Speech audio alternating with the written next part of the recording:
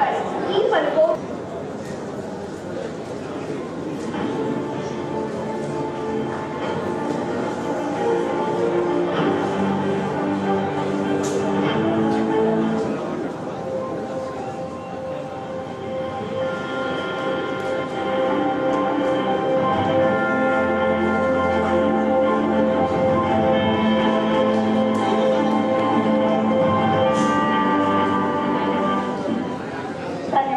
कृपया आप विराजमान हो जाएं।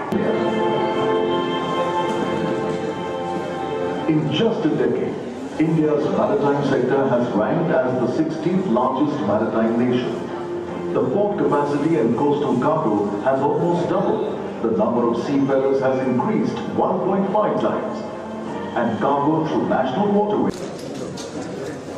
ప్రధాని శ్రీ నరేంద్ర మోడీ గారి చేతుల మీదుగా వర్చువల్ ద్వారా ఈ రోజున కావలలోని జుబల్దిని ఫిషింగ్ హార్బర్ని ప్రారంభించడం జరిగింది.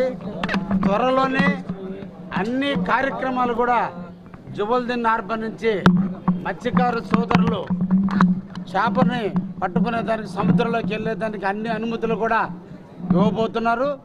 అదేవిధంగా మత్స్యకారు సోదరులందరి జీవితాల్లో వెలుగులు నింపాలని, వారి జీవితాలన్నీ కూడా ఆనందమయం కావాలని, ఎక్కడికో దూర ప్రాంతాలకు వెళ్ళి వలసలకు వెళ్ళి బతికేటట్టు కాకుండా కావలి జుబల్దిని హార్బర్లోనే వాళ్ళందరూ కూడా చేపలు పట్టుకునేటట్టుగా సబ్సిడీ ద్వారా బోట్లు ఇచ్చే కార్యక్రమానికి కూడా స్వీకారం చుట్టడానికి రాష్ట్ర ప్రభుత్వం ముందుకొచ్చింది.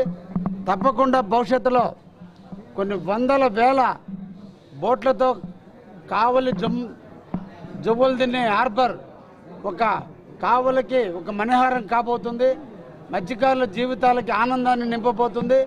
దాదాపు 1205 బోట్లతో సంవత్సరానికి 45,000 టన్నుల చేపలను తీసే కార్యక్రమంగా దాన్ని రూపొందించినారు.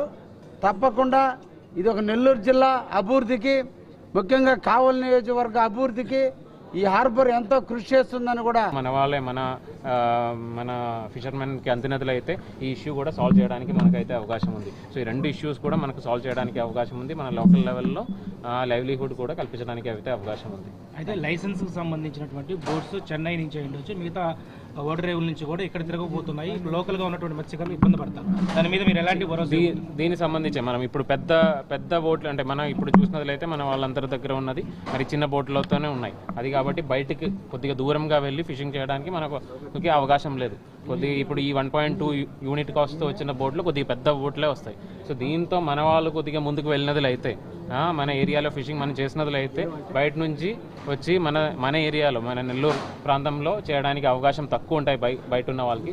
అది కాబట్టి ఈ ఇష్యూ కూడా సాల్వ్ అవుతాయి. సో ఈ రెండు విషయాలు మనం ఒకేసారి ఒకే ఒక్క డిసిషన్తో మనం సాల్వ్ చేయడానికి అయితే అవకాశం ఉంటాయి. సో అది కాబట్టి ఇక్కడ ఉన్న మత్స్యకారులతో నా రిక్వెస్ట్ ఏంటంటే చాలామంది ముందుకు వస్తే ఎంతవరకు ముందుకు వస్తే అంతవరకు శాంక్షన్ తెచ్చుకోవడానికి ప్రయత్నం చేస్తాము.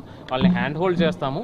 కొంతమంది ఈరోజు మాట్లాడినప్పుడు కూడా కొంత భయంతో ఉన్నారు. ఎందుకంటే ఎప్పుడు కూడా స్వయంగా ఒక జేఎల్జీ గ్రూప్ పెట్టుకొని పెట్టుబడి పెట్టి ముందుకు వెళ్ళినట్టు వాళ్ళకి అంటే ఇంతకుముందు ఎక్స్పీరియన్స్ లేవు. అది కూడా మన హ్యాండ్ హోల్డింగ్ అంటే ప్రభుత్వ డిపార్ట్మెంట్ తరఫు నుంచి ఫిషరీస్ డిపార్ట్మెంట్ తరఫు నుంచి బ్యాంకర్స్ ద్వారా కూడా హ్యాండ్ హోల్డింగ్ చేస్తామని తెలియజేస్తున్నాము. కానీ వాళ్ళు ముందుకు వచ్చి కొద్దిగా ధైర్యంతో నిలబడినైతేనే మనం సపోర్ట్ చేయగలుగుతాము. దయచేసి వాళ్ళందరూ కూడా ముందుకు రావాలని